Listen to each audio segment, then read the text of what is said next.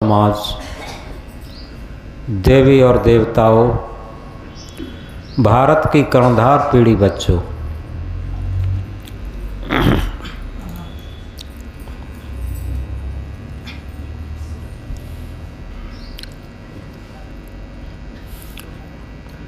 संत सम्राट सदगुरु कबीर साहब एक महामंत्र में जगाते हुए कहते हैं,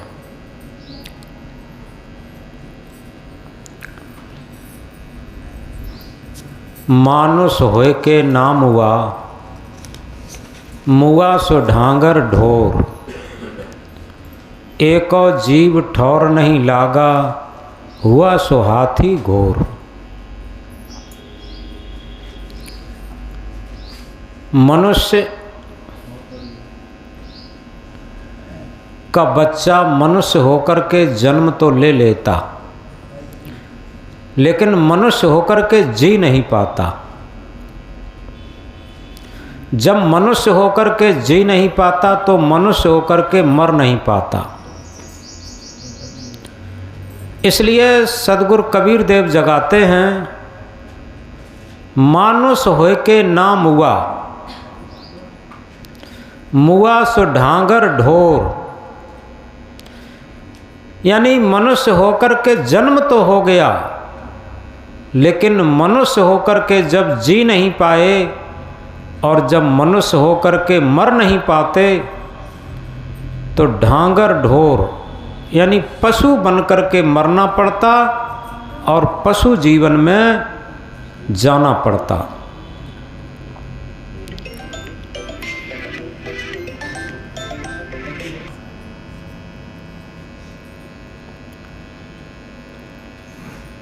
यथार्थ में वेदों से लेकर, वेदों में भी कहा है, मनुर्भव मनुर्भव मनुर्भव। हम मनुष्य हो जाएं, मनुष्य हो जाएं, मनुष्य हो जाएं। बड़ी विडंबना है जो सृष्टि का सिरमौर प्राणी मनुष्य है, वो उसके लिए इतने विद्यालय हैं, शिक्षा के इतने मंदिर हैं, पूजा के इतने तीर्थ हैं, और कितने आश्रम हैं सत्संग के, और इसके बाद भी वो मनुष्य नहीं हो पाता। ये सब मनुष्य बनने के लिए एक शिक्षा केंद्र है। सदगुरु कबीर साहब कहते हैं, मानुष तेरा गुण बड़ा, मांस नावे काज, हाड़ न होते आभरण, तुचान बाजन बाज। हे मनुष्य तेरे गुण ही बड़े, और वो गुण कौन से हैं? मनुष्यता के गुण, मानवता के गुण। जिसे कहा humanity is the only religion, मानवता ही केवल धर्म है। ये जितने भी मत मजहब हैं, ये सब कोई धर्म नहीं है, इनके पीछे धर्म जोड़ लिया गया। ये सब मत मजहब धर्म की खोज में खड़े हुए हैं, धर्म की ईजाद में खड़े हुए हैं।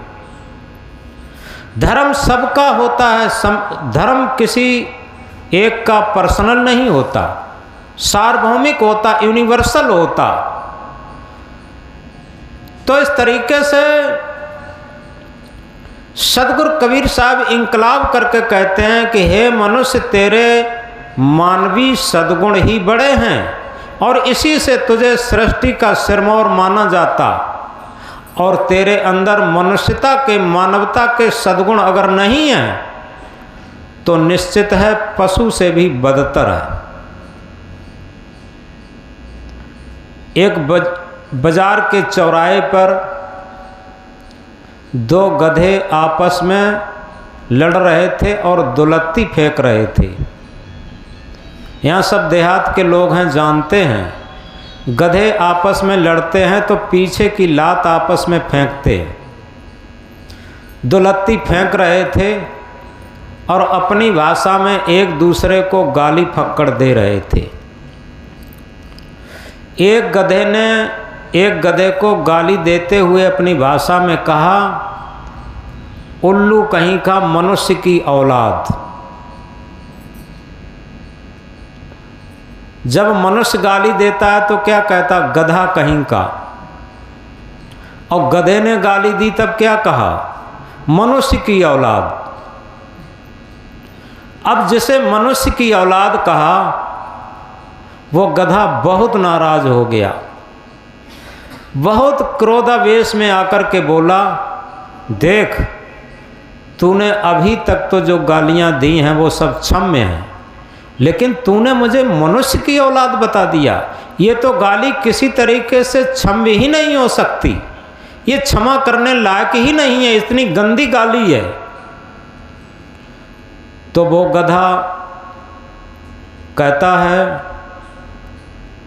कि मनुष्य की औलाद कह देना से तुम इतने क्यों चिढ़ गए, मनुष्य तो सृष्टि का सिरमौर प्राणी है। तो वो गधा कहता है, मनुष्य सिरमौर प्राणी है, ये बता कि गधा कहा जाता है लेकिन दुनिया में सीधा सरल गधा जैसा कोई जानवर, कोई आदमी नहीं होगा। गधे को किसी की चोरी करते देखा कि नहीं, गधे को किसी की मेड़ काटते देखा कि नहीं, गधे को कहीं कम तौलते देखा कि नहीं, गधे को कहीं रिश्वत लेते देखा कि नहीं, गधे को कहीं वस्तुओं में मिलावट करते देखा कि नहीं, गधे को कहीं तम्बाकू खाते देखा कि नहीं, गधे को कहीं बीड़ी पीते देखा कि नहीं, गधे को कहीं शराब पीते देखा कि नहीं, गधे को कहीं मांस खाते देखा कि नहीं। अब बताओ,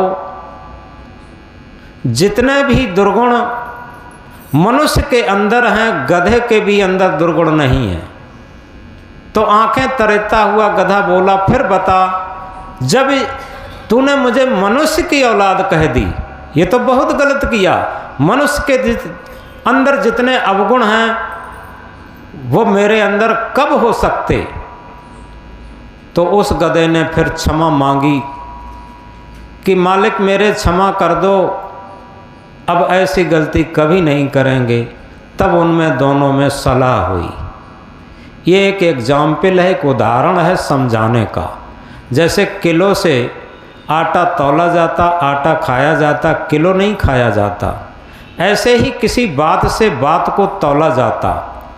हम इस बात को गहराई से समझें कि अगर इन दुर्गुणों में, इन अवगुणों में हम फंसे हैं तो कबीर साहब मूल्यांकन करके क्या कहते हैं, मानुष तेरा गुण बड़ा, मांस न आवे काज, तेरा मांस कोई काम में नहीं आता। पशु का तो मांस भी काम आता। मांस न आवे काम, हाड़ न होते आभरण, हाड़ों का कोई गहना नहीं बनता और खाल का कोई बाजा नहीं बनता। अगर तेरे अंदर मानवीय सद्गुण भी नहीं है तो तेरे मनुष्य कहलाने से कौन सी फायदा। यथार्थ में संत सम्राट सदगुरु कबीर साहब मनुष्य की जो वास्तविक भूमिका है, वास्तविक पद है, वास्तविक गरिमा है, वास्तविक महत्व है, उसे उसके अंदर जगाना चाहते। और इसीलिए कहते हैं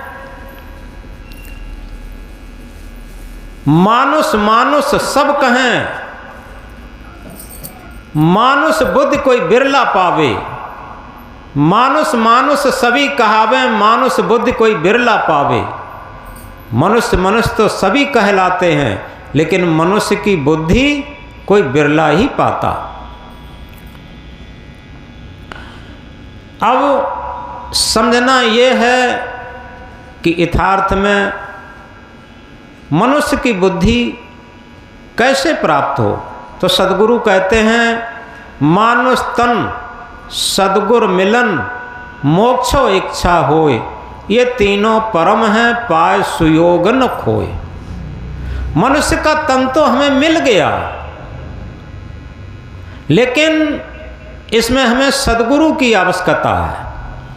अगर सच्चे सद्गुरु भी मिल जाएं और हमारे कल्याण की भी भावना जग जाए, ये तीनों चीज़ें एक साथ आ जाएं, तो हमारे मनुष्य होने का महान पर्व, मनुष्य होने की महान ये भूमिका वास्तव में कृतार्थ हो सकती। कब? मानुष तन सद्गुरु मिलन मोक्ष इच्छा होए। ये तीनों चीजें एक साथ आ जाएं, तीनों गुण एक साथ आ जाएं। पाए सुयोग न खोए, ऐसा अमूल्य सुयोग पा करके खोना नहीं चाहिए। यदि ऐसा सुयोग अवसर पाकर के हम खो देते हैं तो निश्चित है हम जैसा दुर्भाग्यशाली कौन होगा। आप इस बात को बहुत सरल तरीके से जानते हैं। अपने खेत में जो फसल उगाना चाहते हैं वही बीज हम बोते हैं और अब समझ लेते हैं कि हमें अमुक फसल उगाना है, लेकिन ऐसा अपने अंतःकरण में नहीं करते, अपने मन में नहीं करते। क्योंकि कबीर साहब क्या कहते हैं? चाहत सुख दुख संग न छाड़ा। चाहते तो सभी सुख हैं, लेकिन दुख का साथ ही नहीं छोड़ रहे। चाहत सुख दुख संग न छाड़ा, भमर जाल बिच आसन माढ़ा।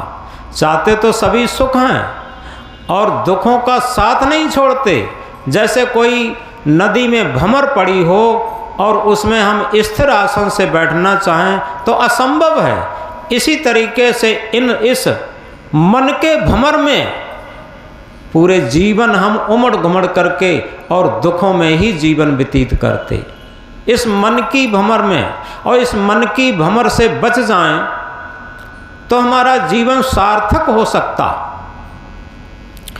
और इसीलिए कहा कबीर साहब ने, मैं भमरा तोय बरजिया बन बन बासन ले, अटके का कहूँ बेल में तड़फ तड़फ जिए दे।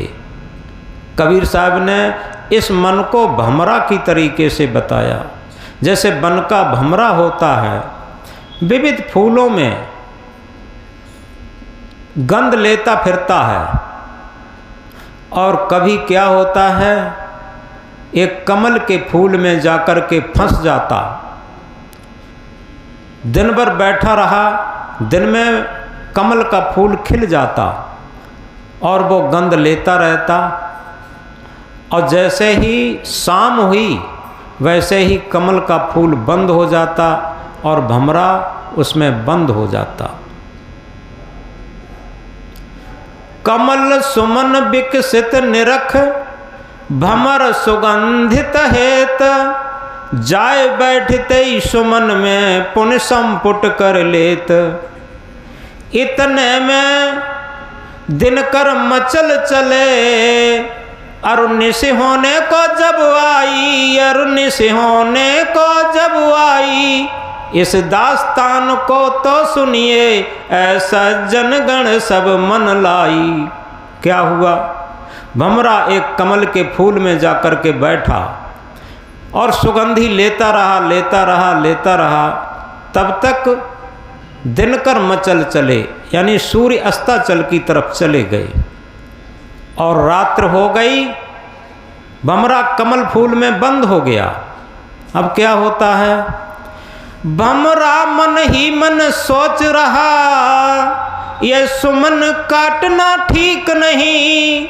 रात्रि बीतीत हो इस ही में, तज सुगंध जाना ठीक नहीं। प्रातः रविदेव उदित होंगे, तो स्वयं पुष्प खिल आएगा। मैं भी प्रस्थान करूंगा, तब सजक मेरा बन जाएगा। भमरा मन मन में सोचने लगा, ये सुमन काटना ठीक नहीं, ये फूल को काटना ठीक नहीं है, क्योंकि उसमें वो आसक्त हो चुका है।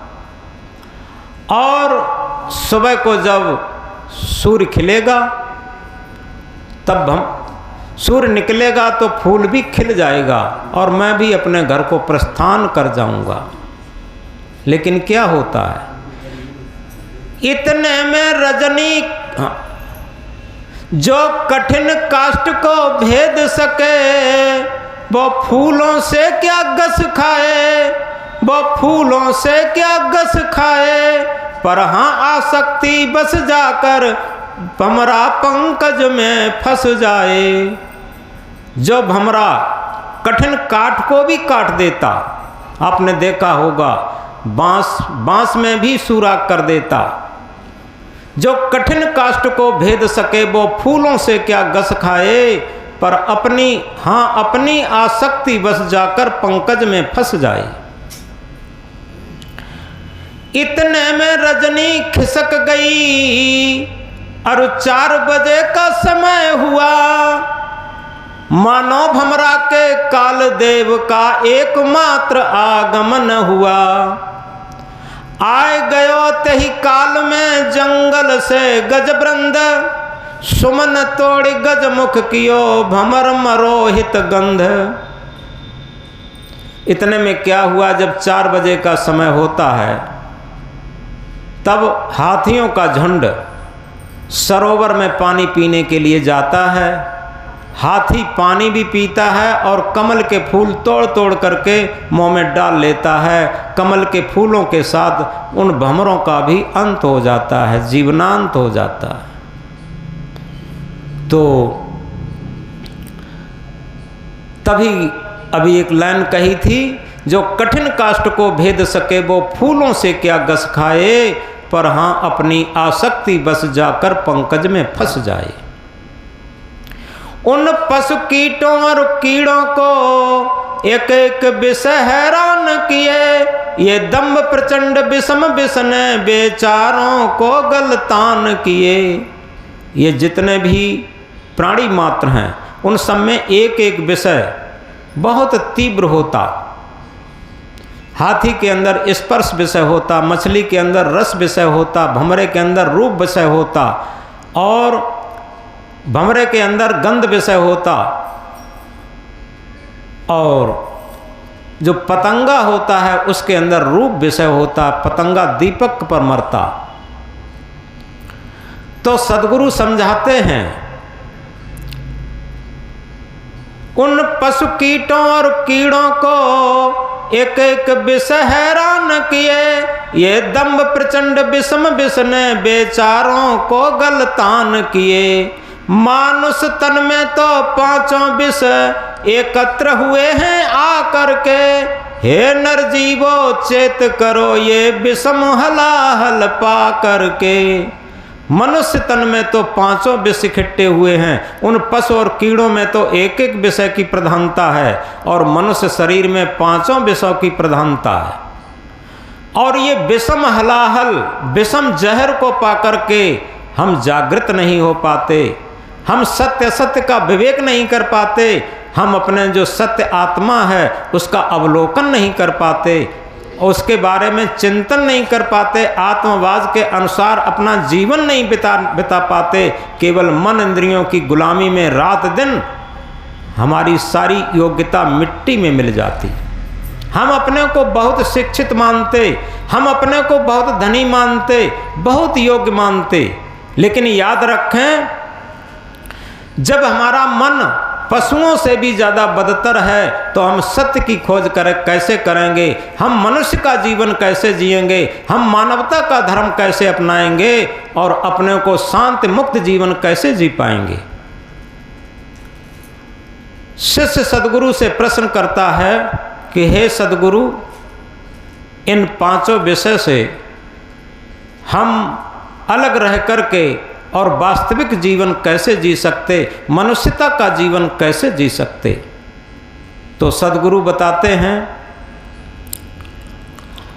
प्रथम करो संतन कर संगा, दूजे गुरपद प्रीत अभंगा, तीजे सदग्रंथन चित दीजे, चौथे साधु सुधा बच पीजे, पंचम 5 विषय विष जानो, छठा देह दुख रूप पिछानो, सतैं कुसंग भलिय विधि त्यागे, अठैं निज पद में अनुरागे।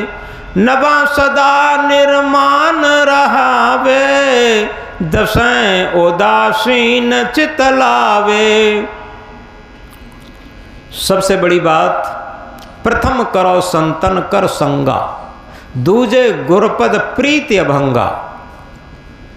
इस बात को अगर हम गहराई से समझें कि जिस तरीके से पानी को अगर दूध के साथ मिला देते हैं तो पानी दूध बन जाता, पानी को शराब के साथ मिला देते हैं तो पानी शराब बन जाता, पानी को विष के साथ मिला देते हैं तो पानी अमृत शराब विष बन जाता, और पानी को अमृत के साथ मिला देते हैं तो पानी अमृत बन जाता। इसी तरीके से अपने मन को हम कहाँ कहाँ मिलाते हैं, थोड़ा हम विचार करें, एकांत में बैठ कर के अपना मन का निरीक्षण और परीक्षण करें। हम दुनिया का निरीक्षण परीक्षण तो बहुत करते हैं, दुनिया के दुर्गुणों को तो बहुत देखते हैं। चाहे परिवार हो, आप परिवार में भी देखते हैं, सास बहू के दोष देखती है, बहू सास के दोष देखती है, पति पत्नी के दोष देखती है, पति पत्नी के देखते हैं, और आपस में एक दूसरे के दोष देख देख करके कहीं भी हों।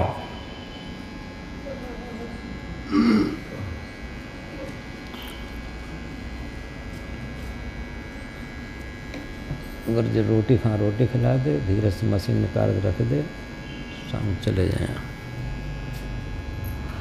कहीं भी हों, केवल हम दूसरे के दोष देखते हैं। छिद्रा अन्वेषी यानी अवगुणों दुर्गुणों के खोजी। हम याद रखें, जब तक हम दूसरे के अवगुणों के खोजी रहेंगे, हम चाहे कितने भी वेद शास्त्र उपनिषद गीता रामायण भागवत कुछ भी जानते हों, ये सब व्यर्थ है। कितना भी पूजा पाठ करते हों, सब व्यर्थ है। और कितना भी यज्ञ हवन तीर्थ व्रत करते हों, ये सब व्यर्थ है। सबसे बड़ी पूजा है, पू कहते हैं पूरी, जा कहते हैं जानकारी। पूरी जानकारी ही सच्ची पूजा है। और क्या है? आत्म पूजा देव न दूजा। थोड़ा हम गौर से पूछें, आत्म पूजा से बड़ी दुनिया में कोई भी पूजा नहीं है।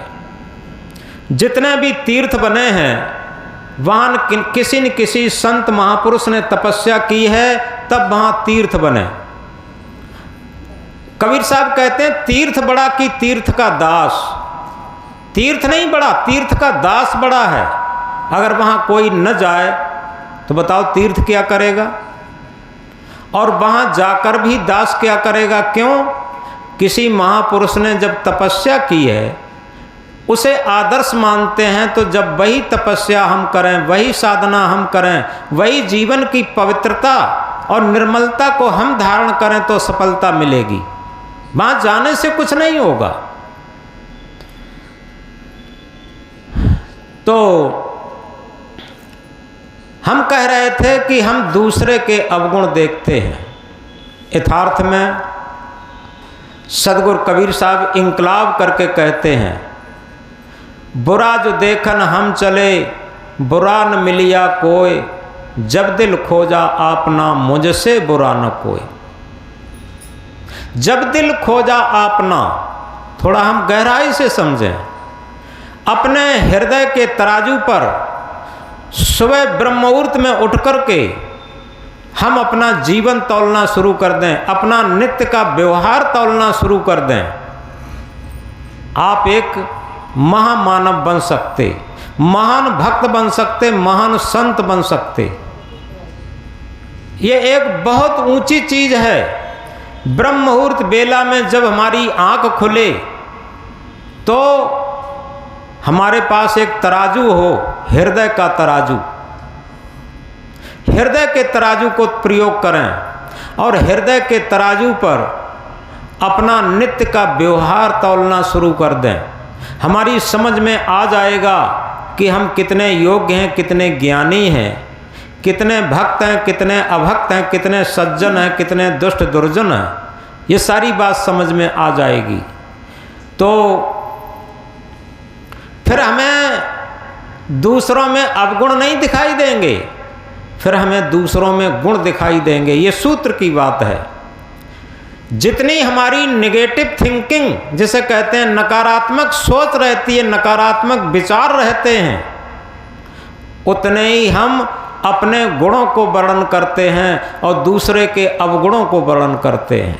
और जितनी हमारी सकारात्मक सोच होती है, सकारात्मक पॉजिटिव थिंकिंग जिसे कहते हैं हमारी होती है, तो निश्चित है हमें अपनी गलतियां दिखाई देती और दूसरे के सद्गुण दिखाई देते। ये सूत्र है। और नकारात्मक सोच हमारे जीवन को नरक बना देती और सकारात्मक सोच हमारे जीवन को स्वर्ग बना देती। इस बात को बहुत गहराई से समझें। ये जो सकारात्मक सोच है, यही तो सच्चा सत्संग है। यह घटना है सत्संग की। देखो, महाभारत की कथा आपको बताएं।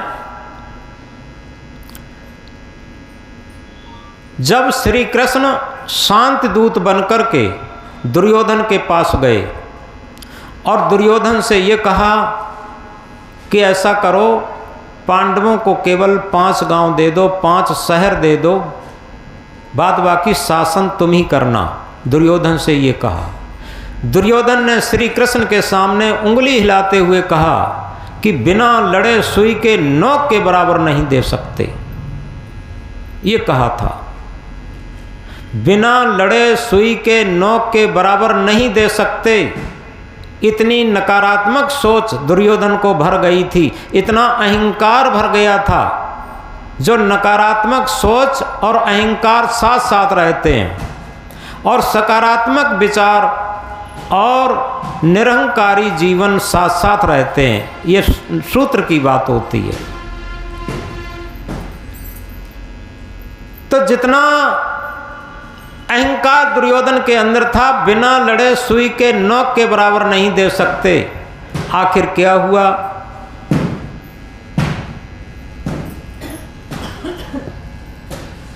सारे इतनी लड़ाई हुई कि जमीन वहीं की वहीं पड़ी रही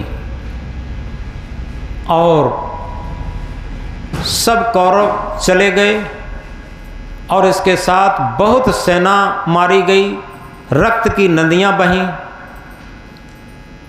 और उस टाइम देश की बहुत अवनति हुई। ये क्या था? नकारात्मक विचार।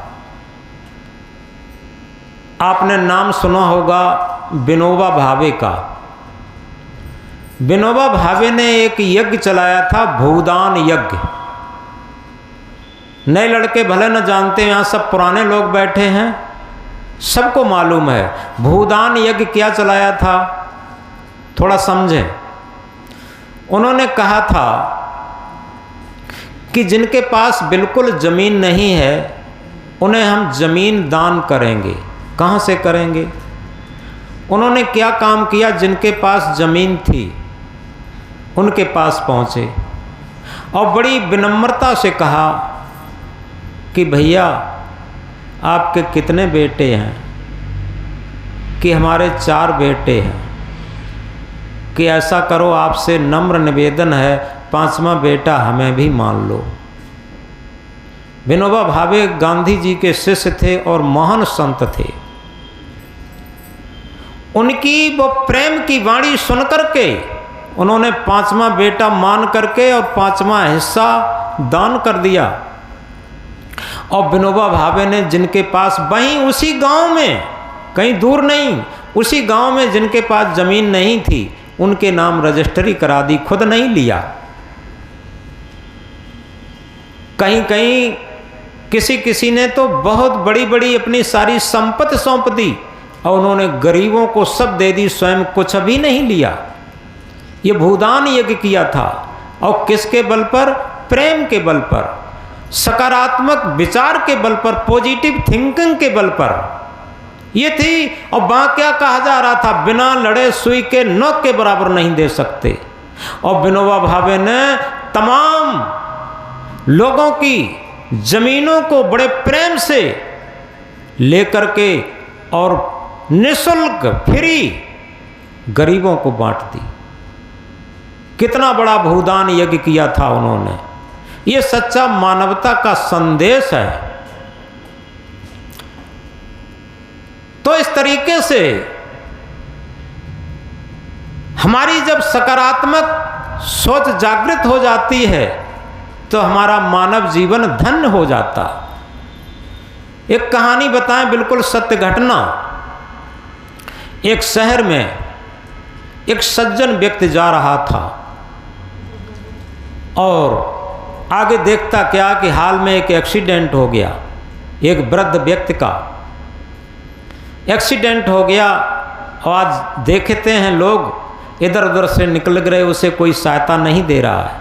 वो सज्जन व्यक्ति पहुंचा, उसने तुरंत सवारी की और सवारी पर उसके किसी की व्यक्ति की सहायता से उसे बिठा करके तुरंत पास के अस्पताल में ले गया।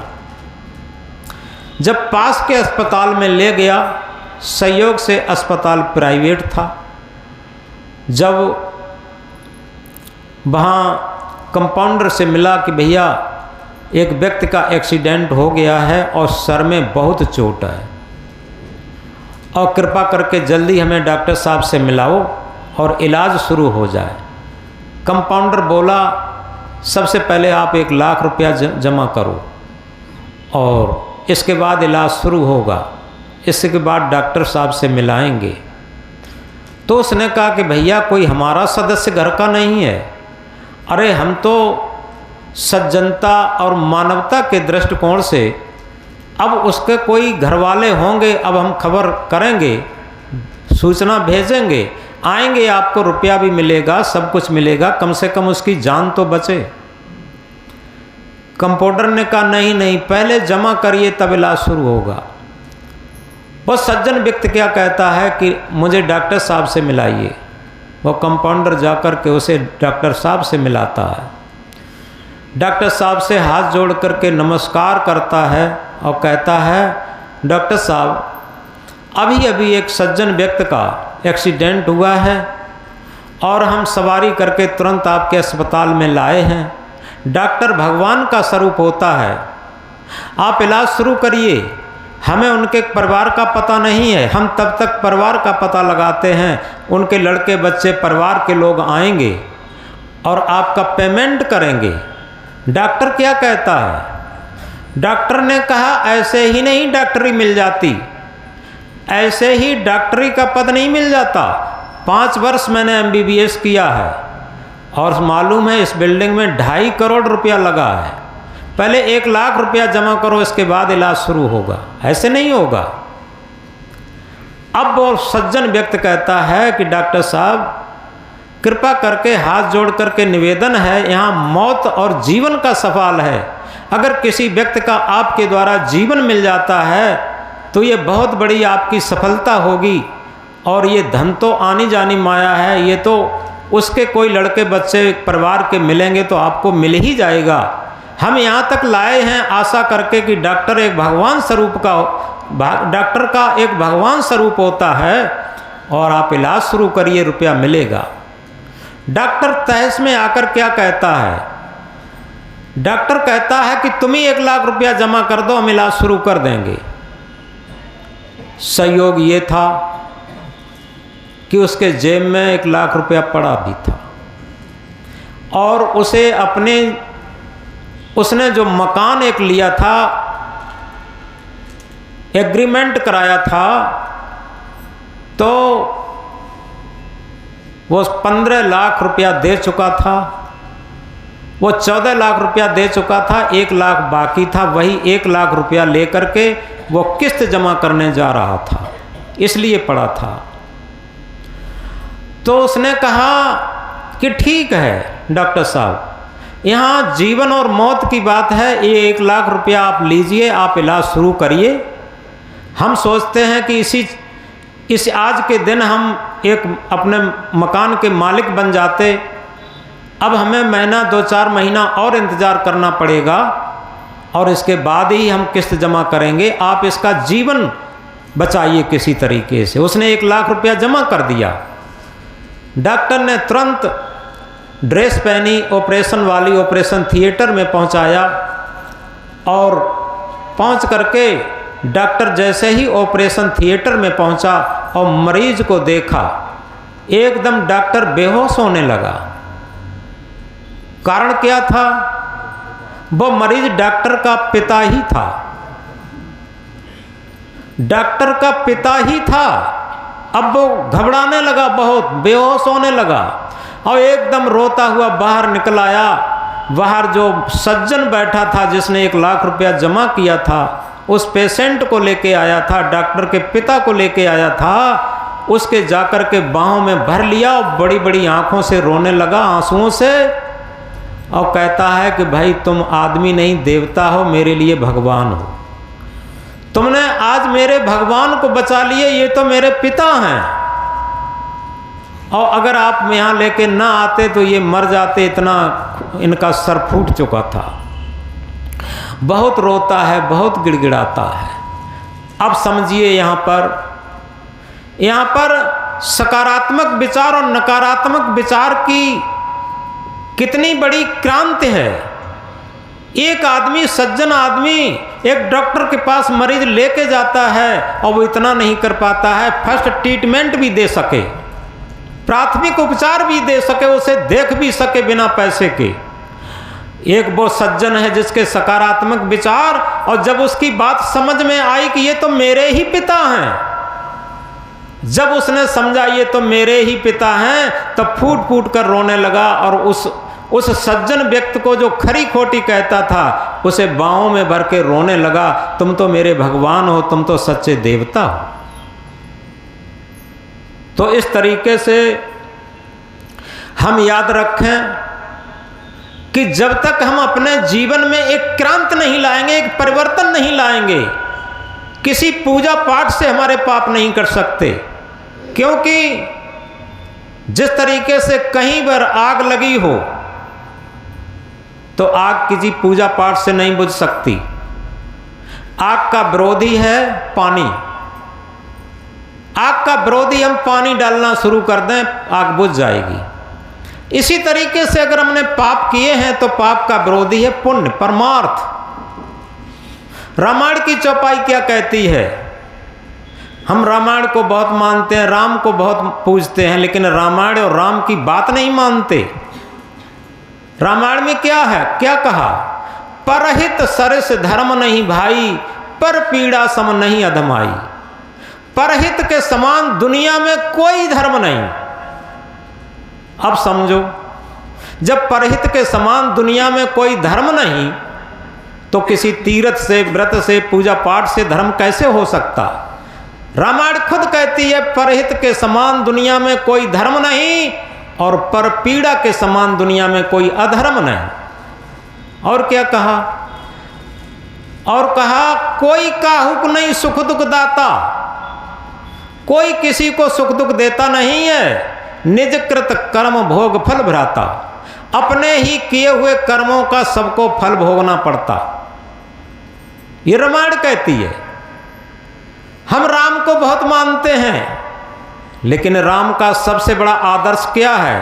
प्रातः काल उठ के रघुनाथा, मात पिता गुरु नावे माथा।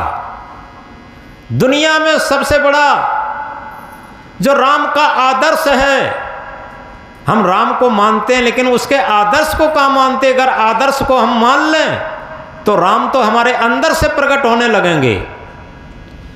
प्रातः काल उठ करके सबसे पहले हम माता पिता और गुरु के चरणों में मस्तक टेक करके काम को शुरू करें। राम यही करते थे।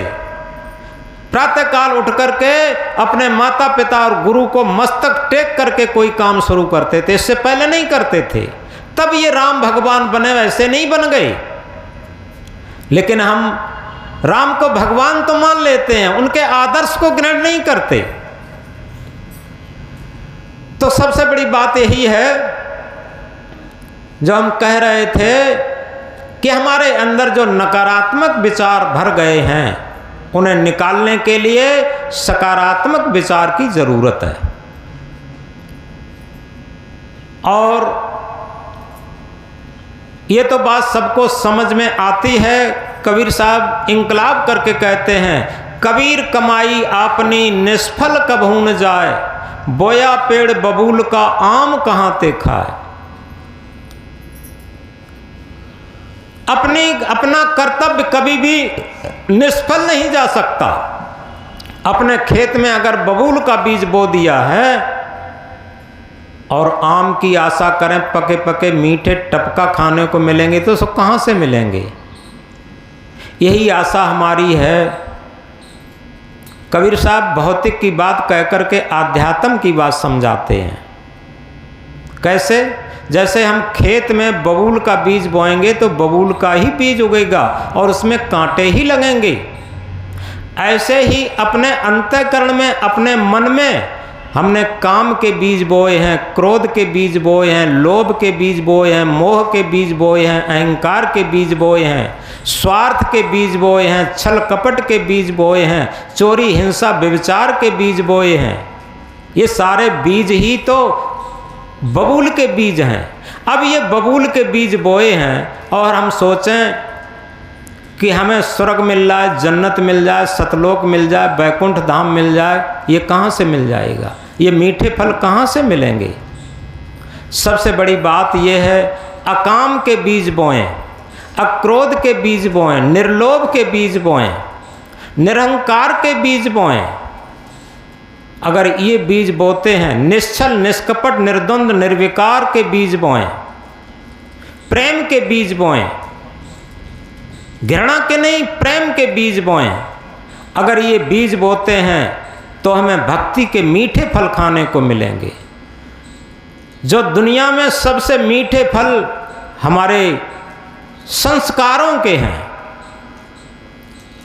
और इसीलिए सदगुरु ने कहा, उठता है विचार तो उठता है आदमी, उठता है विचार तो उठता है आदमी, और गिरता है विचार तो गिरता है आदमी। अगर आदमी के विचार उच्च होते हैं, महान होते हैं, तो निश्चित है व्यक्तित्व तो उसका महान होता, प्रतिभा उसकी महान होती, उठ जाता है आदमी। और जिसका जितना विचार नीचे गिरता है, स्वार्थपूर्ण होता, मन की गुलामी पूर्ण होता, मन की कलुषिता पूर्ण होता, लोलुपता पूर्ण होता, वो आदमी उतना ही गिरता चला जाता। एक अक्षर ज्ञान का न जानता हो कोई बात नहीं, दुनिया में कोई उसे भक्त साधक सज्जन संत गुरु कुछ न कहता हो कोई बात नहीं, लेकिन वो अंदर से ईमानदार हो, पवित्र हो, हृदय के तराजू पर तौल करके उसका जीवन चलता हो। ये सबसे बड़ा ज्ञान है, याद रखें। दुनिया में सबसे बड़ा ज्ञान है कि हम कौन सी पूजा करते हैं, कौन सी माला घुमाते हैं, कौन सा यज्ञ हवन करते हैं, कौन सा तीर्थ व्रत करते हैं, कौन सी पोथी पढ़ते हैं। कबीर साहब ने इसे भी मना किया, पोथी पढ़ पढ़ जगमुआ पंडित भया न कोई, ढाई आकर प्रेम का पढ़े सु पंडित हो। पोथी पढ़ पढ़ के संसार मर गया। और किस लिए? कि हम दूसरे को दिखा दें कि हम बहुत बड़े ज्ञानी हैं, बहुत बड़े ज्ञान को जानते हैं। अरे दूसरा देखे कि न देखे, हम स्वयं देखें हम कितने ज्ञानी हैं। क्यों? ज्ञानी होना ये नहीं है कि जिसने वेद शास्त्र उपनिषद गीता रामायण भागवत याद कर लिए। सच्चा ज्ञानी पुरुष वो है जो निरंतर अपने अवगुणों को देख करके निकालने का प्रयत्न करता, वो महाज्ञानी। तो इस तरीके से अगर हम अपने अज्ञान को देख रहे हैं तो हम ज्ञानी, और अपने ज्ञान को देख रहे हैं तो हम अज्ञानी। ये ज्ञानी अज्ञानी की परिभाषा है। जो आदमी निरंतर अपने अंदर ज्ञान को देख रहा है कि हमारे अंदर कितना ज्ञान है, कितना धन है, कितना पद है, कितनी प्रतिष्ठा है, ये सब अहंकार है और अहंकार ही अज्ञान है। इसे देख रहा है वो अज्ञानी। और जो ये देख रहा है कि हमारा जीवन कैसा है, हृदय के तराजू पर तौल करके ईमानदारी से चल रहा है कि नहीं चल रहा, आत्मा के तल पर चल रहा है कि नहीं चल रहा, मन की गुलामी कितनी चल रही, इंद्रियों की गुलामी कितनी चल रही, कहीं हम राग द्वेष तो नहीं कर रहे, कहीं छल कपट तो नहीं कर रहे, कहीं बेईमानी धूर्ताई ठगाई तो नहीं कर रहे। अगर इस तरीके का जीवन चल रहा है तो निश्चित है वो महाज्ञानी।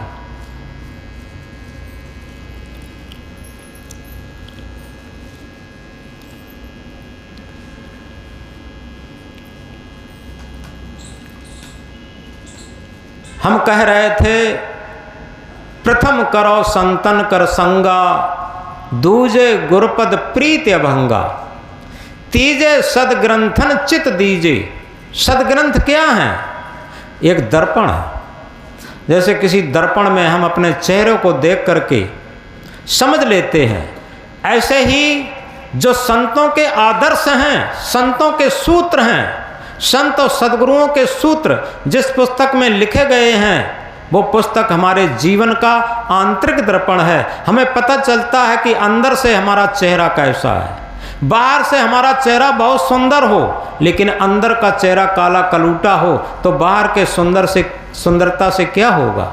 ये कहा है देख कर मत रीझना ऊपर की सफाई पर, देख कर मत रीझना ऊपर की सफाई पर, वर्क सोने का लगा है गोबर की मिठाई पर। हम बाहर से भले ही सहज जीवन हो, लेकिन अंदर से सुंदर हो। ये हमारा मन सुंदर हो। दो लाइन दोहरा लेंगे, ये कभी कभी हम दोहराते हैं और बड़ी अच्छी लाइन हमें लगती है, और ये तो हम एकांत में बैठ करके भी दोहरा सकते हैं। ये मन मंदिर सुंदर है, प्रभु इसके अंदर है।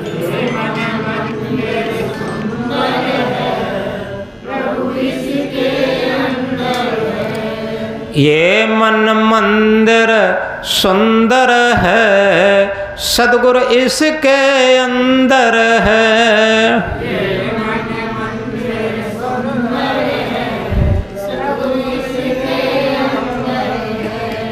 ये मन मंदिर सुंदर है, आत्म इसके अंदर है।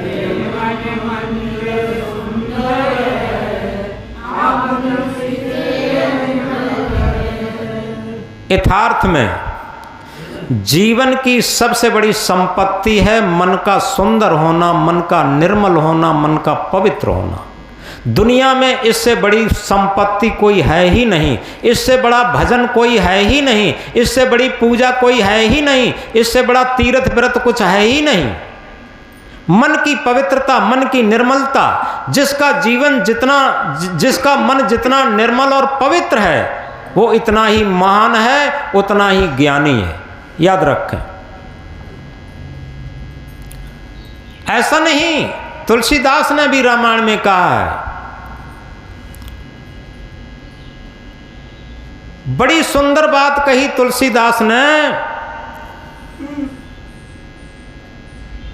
निर्मल मन सोई जन मोह पावा, मोह कपट छल छिद्र न भावा। बताओ, आप लोग समझते होंगे कबीर साहब की बात कह रहे, ऐसा नहीं। तुलसीदास ने कहा हम तीर्थ करें, व्रत करें, पूजा पाठ करें और मन हमारा गंदा रहे। बताओ उस पूजा पाठ से क्या लाभ होगा, उस तीर्थ व्रत से क्या लाभ होगा? माला घुमाते हो, कबीर साहब ने माला के संबंध में भी बड़ा सुंदर कहा। क्या कहा? माला तो कर में फिरे, जीव फिरे मुख माए, मनुआ तो 34 फिरे, ये सुमिरन है ना। ये सुमिरन नहीं है, मन चारों तरफ भटक रहा है। और इसीलिए कहा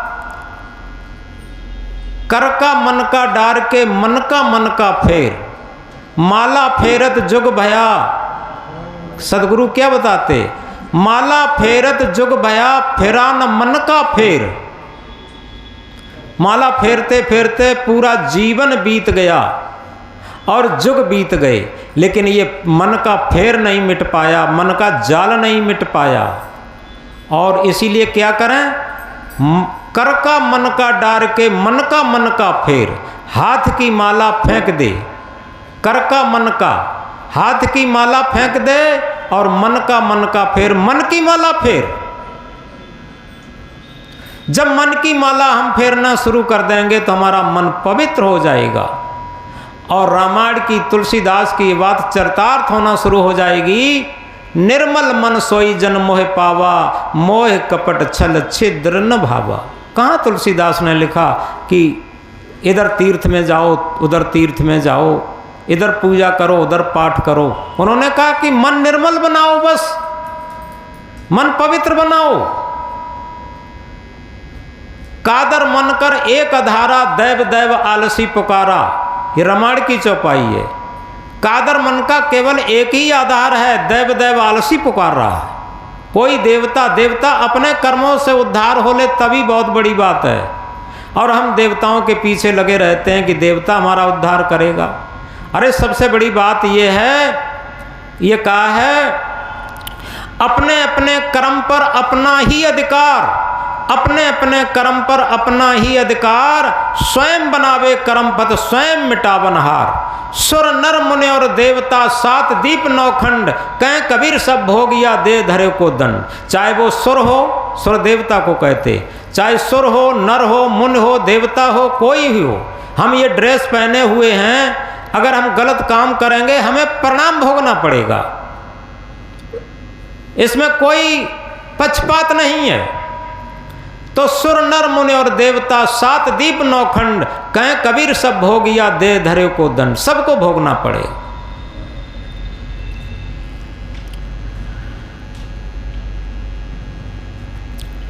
वहीं पर पहुंचे सदग्रंथ। सदग्रंथ एक दर्पण होते हैं, उसमें हमारा आंतरिक चेहरा दिखाई देता। तीजे सदग्रंथन चित दीजे, चौथे साधु सुधा बच पीजे। साधु का अमृतमयी वचन हम अमृत समझ करके पिए, अपने आचरण में उतारें। साधु कौन? साधु किसी ड्रेस को नहीं कहा, साधु कहते हैं गुडमैन को, अच्छा आदमी, आचरण संपन्न व्यक्ति। आचरण संपन्न व्यक्ति ही साधु हो सकता। तो चौथे साधु सुधा बच पीजे, पंचम पांच विषय विष जानो, छठा देह दुख रूप पिछानो। पांचवा, ये पांच तत्वों के पांच विषय, इसे गहराई से समझ लो। दुनिया में बाहर का कोई बंधन नहीं है, बंधन हमारे अंदर है, मुक्ति हमारे अंदर है। अगर हमारा मन इन पांच तत्वों के पांच विषय में ही लंपट बना है, मन की एक स्थिति है, आप समझो। अगर ये मन पांच विषयों में लंपट बना हुआ है तो ये सत्य आत्मा की तरफ नहीं चल रहा, सत्संग की तरफ नहीं चल रहा, सत्कर्म परमार्थ की तरफ नहीं चल रहा। याद रखें। और जैसे ही पंच विषयों की दहलीज पार करता है, बस ये सत्य की तरफ बढ़ने लगता। एक वैज्ञानिक उदाहरण देकर के समझाएं आपको। जैसे चंद्रमा और पृथ्वी के बीच में एक केंद्र है, पढ़े लिखे सब लोग जानते हैं। उस केंद्र के उस तरफ पहुंचने के बाद जो भी चीज जाएगी वो चंद्रमा पर आराम से चली जाएगी, और जब तक इधर रहेगी तो जमीन की तरफ आएगी अपने आप। एक केंद्र होता है बीचों बीच, उस केंद्र के ऊपर चली गई जो चीज, वो ऊपर के ग्रह जैसे चंद्रमा है, शुक्र है, बृहस्पति है, मंगल है, सूर्य है, ये तमाम ग्रह हैं, इनकी तरफ वो चीज चली जाएगी। कोई भी चीज हो अपने आप चली जाएगी। इनमें सम्यक गुरुत्वाकर्षण होता, और उस केंद्र से नीचे की तरफ रहेगी तो पृथ्वी पर वो चीज आके गिरेगी। इसी तरीके से हमारे मन की स्थिति है, थोड़ा गहराई से समझें। सत्य आत्मा की तरफ और पंच विषयों की तरफ, क्योंकि शरीर और आत्मा के मिलन से शरीर बना। अब विचार ये करना है, विवेक ये करना है, इस शरीर से सत्य आत्मा की तरफ चलना। और जब शरीर से हट कर के और जो हम ध्यान के समय एक मंत्र दिया करते हैं कि शरीर को मैं मानना सबसे बड़ा ये पाप है, सब पाप इसके पुत्र हैं, सब पाप का ये बाप है। जब तक हम ये मानते हैं कि शरीर ही हम हैं, ये दुनिया में सबसे बड़ा पाप है। और जितने भी पाप हैं उन सभी का बाप यही है कि हम शरीर हैं। और जब शरीर से हट कर के जैसे हम किसी मकान में रहते हैं तो क्या कहते हैं, ये मकान मेरा है। आज तक कोई ये नहीं कहा कि हम मकान हैं। बताओ कोई कहता हो, चाहे वो पढ़ा लिखा हो या न हो, कोई धार्मिक ग्रंथ पढ़ता हो कि न पढ़ता, कोई मतलब नहीं। क्या कहता है, ये मेरा मकान है। ये नहीं कह सकता ये हम मकान है। इसी तरीके से क्या कहते हैं, आज मेरे शरीर में दर्द है, आज मेरे पैर में दर्द है, आज मेरे सिर में दर्द है। ये शरीर मेरा है, सिर मेरा है, पैर मेरे हैं, हाथ मेरे हैं, पूरा शरीर मेरा है। हम शरीर नहीं है। जब ये बात हमें बोध में आ जाएगी अपने अंदर से, ये शरीर तो 5 तत्वों का हड्डी मांस का पुतला, एक मकान हमारे रहने का है। हम कौन हैं? हम शुद्ध चेतन ज्ञान स्वरूप अजर अमर आत्मा। हम ये शरीर नहीं है। शरीर तो मेरे रहने का मकान है। और इसीलिए ये महामंत्र है, शरीर को मैं मानना सबसे बड़ा ये पाप है और सब पाप इसके पुत्र हैं, सब पाप का ये बाप है। ये सारे पापों का बाप है। शरीर को हम मानते अपने को रहते। तो चौथे साध सुधा बच पीजे, पंचम 5 विषय विष जानो, छठा देह दुख रूप पिछानो। छठा नियम क्या है? ये शरीर ही दुखों का जड़ है। सारे दुखों की जड़ ये शरीर ही है। आप देख लें, जन्म से लेकर मृत्यु काल तक इस शरीर के बल पर ही हमें सारे दुख मिले। और जब ये शरीर आत्मा के तल का काम करना शुरू कर दे, ये शरीर नहीं रहेगा, ये मंदिर हो जाएगा। इस शरीर से बड़ा दुनिया में कोई मंदिर नहीं, क्योंकि इससे क्या होगा? परहित होगा, परमार्थ होगा। मैथिली क्षण गुप्त क्या कहते? वही मनुष्य है जो कि मनुष्य के लिए मरे, वही मनुष्य है जो कि मनुष्य के लिए मरे। यह पशु प्रवृत्ति है जो कि आप ही चरे। मनुष्य वही हो सकता जिसने अपने जीवन में परमार्थ की ठान ली है, परहित करके जी रहा है। और वही पशु से भी बदतर है, पूरे जीवन केवल अपने पेट के लिए, अपने स्वार्थ के लिए, अपनी मन इंद्रियों की गुलामी के लिए जिया है। फिर ये शरीर नहीं मंदिर बन जाएगा। कब? ये जब परमार्थ करने लगे, परहित करने लगे, आत्मचिंतन करने लगे, आत्मा के तल पर जीवन जीने लगे, तो एक सुंदर मंदिर बन जाएगा।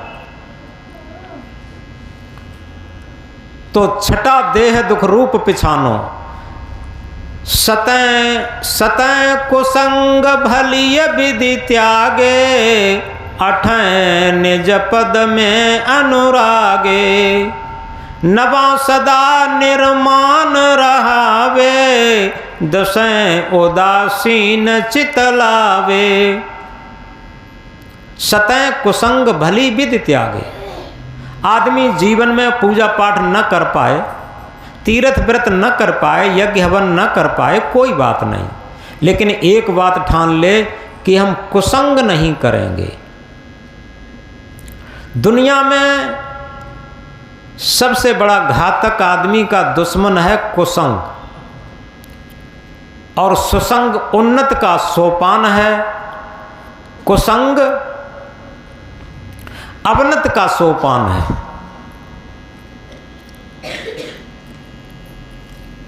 सतैं कुसंग भली विधि त्यागे, अठैं निज पद में अनुरागे।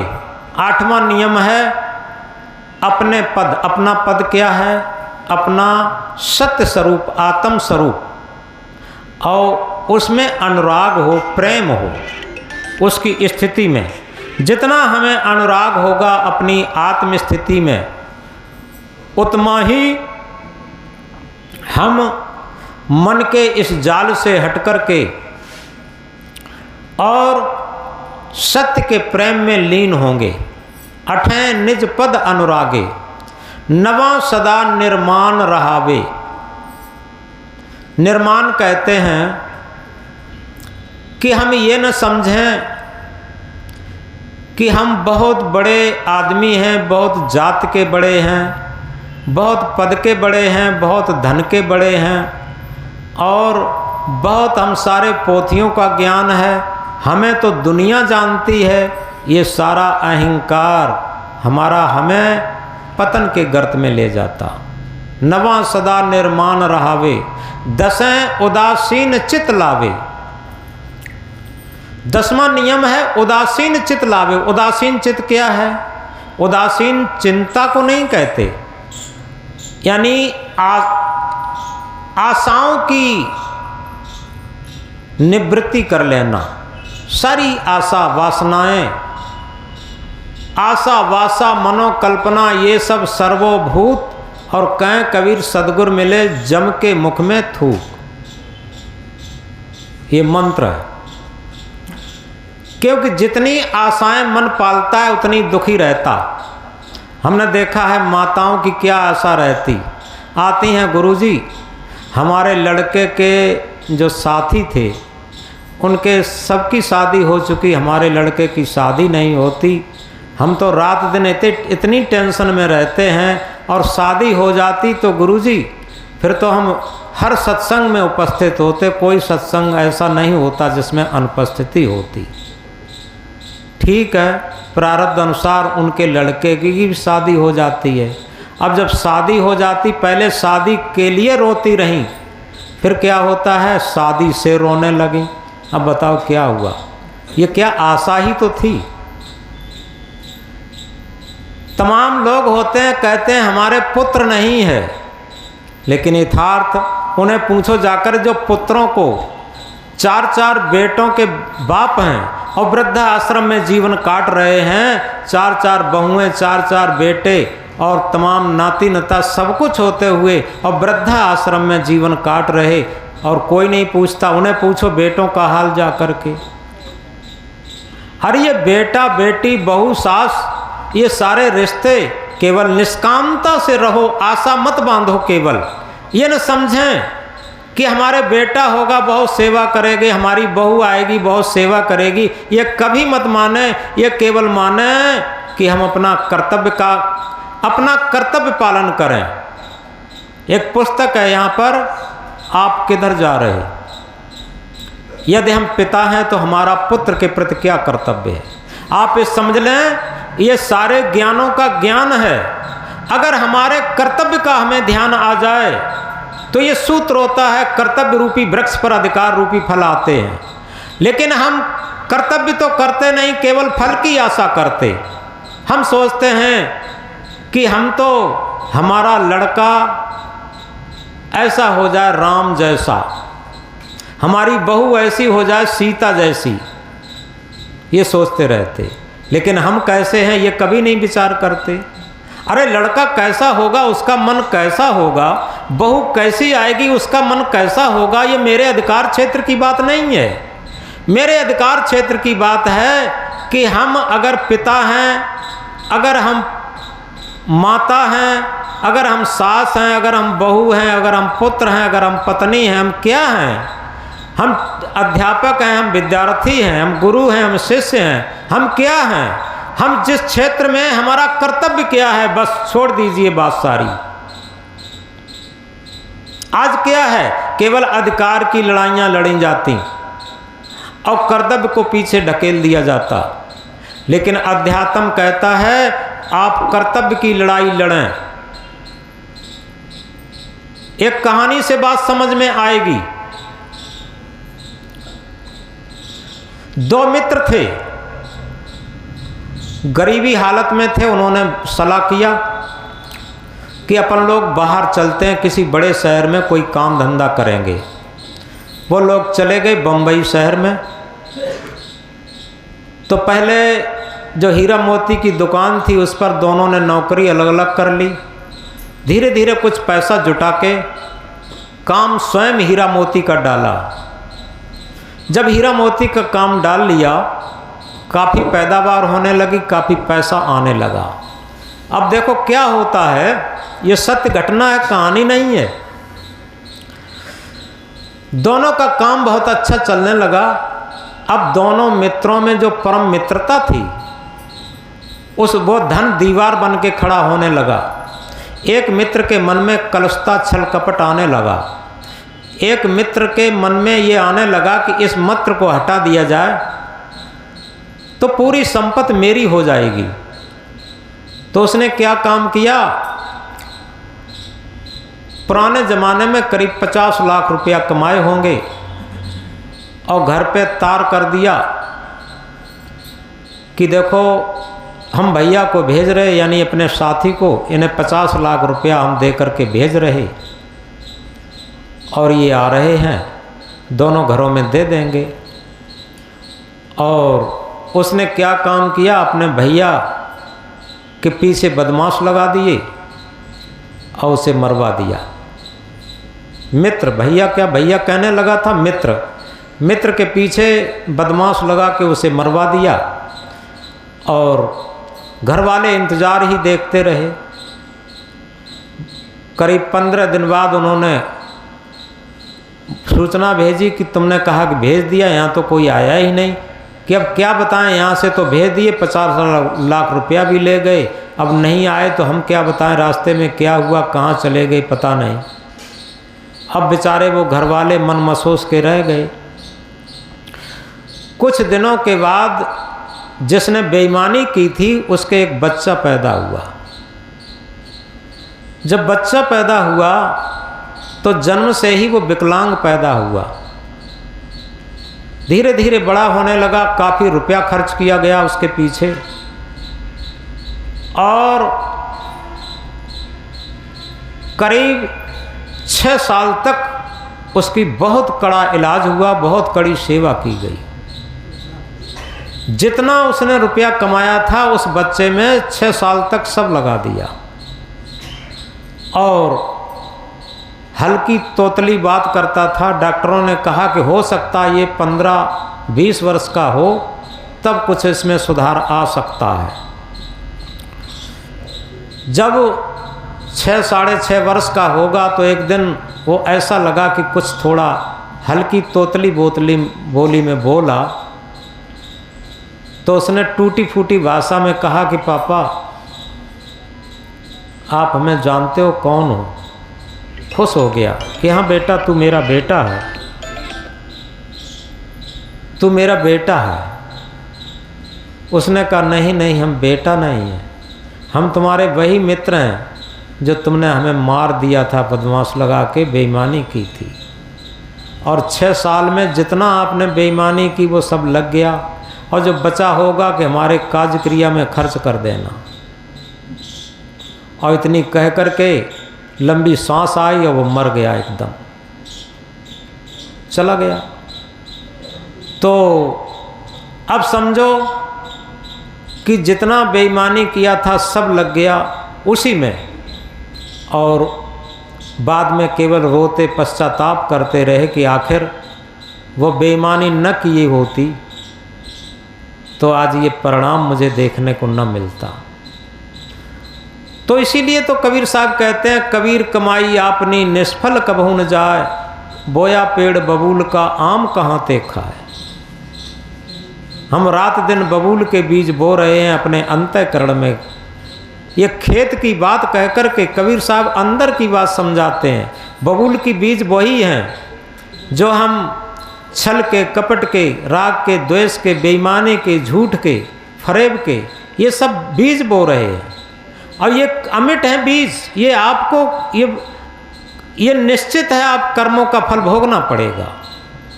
इसलिए सूत्रबद्ध एक ही बात है, आप निष्कामता से अपना कर्तव्य पालन करें। आप पिता हैं, पुत्र हैं, माँ हैं, पत्नी हैं, क्या हैं, उस जिस जगह पर हैं आप अपना कर्तव्य पालन करते रहें तो निश्चित आपकी हर जगह जीत होगी। आपका जीवन संतुष्टमय होगा, आपका धार्मिक जीवन होगा, आपकी पूजा सार्थक होगी, आपकी मानवता भी सार्थक होगी, ये सारी चीज़ें सार्थक होंगी। तो इस प्रकार इस मंत्र को हम गहराई से समझें। जो कबीर साहब ने कहा, मानुष तेरा गुण बड़ा, मांस नावे काज, हाड़ न होते आवरण त्वचा न बाजन बाज। हे मनुष्य तेरे गुण ही बड़े, तेरा मांस कोई काम नहीं आता, खाल का कोई बाजा नहीं बनता, हाड़ों का कोई गहना नहीं बनता। मानुष होए के नाम हुआ, मुआ सो ढांगर ढोर, एको जीव ठौर नहीं लागा, हुआ सो हाथी घोर। हम मनुष्य होकर के जन्म तो ले लेते हैं लेकिन मनुष्य होकर के जी नहीं पाते, मनुष्य होकर के मर नहीं पाते। यथार्थ में एक ही सूत्र है, एक ही नियम है। हम मनुष्य का जन्म ले लिए हैं तो मनुष्य होकर के जीना शुरू करें। और मनुष्य होकर के जीना क्या है? जीना ऐसा जीना हो, जीना कोई तड़पाए तू, मरना ऐसा मरना हो, मरकर फिर ना आए तू। ये हमारे जीवन जीने की कला है। यहाँ जितने भी लोग बैठे हैं सब में कोई न कोई कला होगी। तमाम कलाओं में लोग होशियार होते हैं। कोई डॉक्टर होते, कोई मास्टर होते, कोई इंस्पेक्टर होते, कोई वकील होते। और इसी के साथ और भी कलाएं होती हैं। कोई कपड़ा बना लेते, कोई घर बना लेते, मकान बना लेते, और कोई कढ़ाई बुनाई में बहुत होशियार होते, कोई रोटी बनाने में होशियार होते, कोई रसोई के जितने भी मेवा मिष्ठान होते हैं, 56 प्रकार के व्यंजन बनाने की कला याद आती हैं। लेकिन क्या हमें जीवन जीने की भी कला मालूम है? अगर हमें जीवन जीने की कला मालूम है तो सारी कलाएं हमारी सार्थक हैं, और जीवन जीने की कला नहीं मालूम है तो सारी कलाएं व्यर्थ होंगी। इसीलिए सदगुरु कबीर साहब ने कहा, 5 तत्व का पूतरा मानुष धरिया नाव, एक कला के बिछुरे बिकल होत सब ठाव। ये 5 तत्व का पूतरा मनुष्य शरीर, इसका मनुष्य नाम धर लिया, लेकिन बिकल होत हर ठाव, ये हर जगह दुखी होता। आप देखें, अभी किसी जंगल की तरफ निकल जाएं सुबह प्रभात की बेला में, तो मोर बोल रहे होंगे, पपिया कोहक रहे होंगे, कोयलें बोले रही होंगी, भमरा फूलों पर मड़रा रहे होंगे, तितलियां फूलों पर इठला रही होंगी, खरगोश जंगली जानवर भाग रहे होंगे, हिरन भाग रहे होंगे। ये सब जंगली जानवर बड़ी खुशी से, बड़ी प्रसन्नता से। लेकिन मनुष्य एक अभागा प्राणी ऐसा हो गया कि जहाँ जाता है, जहाँ बैठता है, जहाँ रहता है, केवल चिंता में कोड़ता है, कोकता है, रोता है, चिल्लाता है, शिकायत करता है, यही सब करता है। और क्या करता बताओ? मनुष्य से ज़्यादा चिंताशील व्यक्ति कोई है? सारे लोग सुखी, सारी प्राणी सुखी हैं, लेकिन मनुष्य ही सबसे दुखी है। और उसका दुख का कारण केवल यही है, एक कला के बिछुरे बिकल होत सब ठाव। और वो वही कला है जीवन जीने की कला। हम अगर जीवन जीने की कला समझ गए तो हमारा मनुष्य जीवन सार्थक हो गया। तो ये अंतिम महामंत्र है, 5 तत्व का पूतरा मानुष धरिया नाव, एक कला के बिछुरे बिकल होत सब ठाव। ये 5 तत्व का पूतरा है मनुष्य शरीर, और इसमें एक कला अगर बिछुड़ जाए तो पूरा जीवन ही व्यर्थ चला जाता। और जीवन को छोड़ दीजिए, मृत्यु के भी बाद मनुष्य के अलावा अन्य खानियों में भ्रमण करते हुए दुख उठाना पड़ता। इसलिए हम जिस भी मनुष्य शरीर में आए हैं, ये सृष्टि का सिरमौर प्राणी मनुष्य है। अपनी श्रेष्ठता का सदुपयोग करें और इसमें सबसे बड़ी श्रेष्ठता ये है कि जीवन रहते रहते अपने जीवन को पहचानें। जीवन क्या है, जन्म क्यों होता है। जन्म कोई इसलिए नहीं होता है, लोग कहते हैं जन्म क्यों हुआ, कमाने के लिए। कमाते क्यों हैं, खाने के लिए। खाते क्यों हैं, मरने के लिए। बस इतना ही तो है, कमाना, खाना, मरना, इतना ही जीवन नहीं है। अरे जीवन ये है, इसमें हम कुछ परमार्थ भी करते चलें, स्वार्थ के साथ साथ परमार्थ भी करते चलें। और इसमें जो जीवन जीने की वास्तविक कला है, जिसे कहा है humanity is the only religion, मानवता ही केवल धर्म है।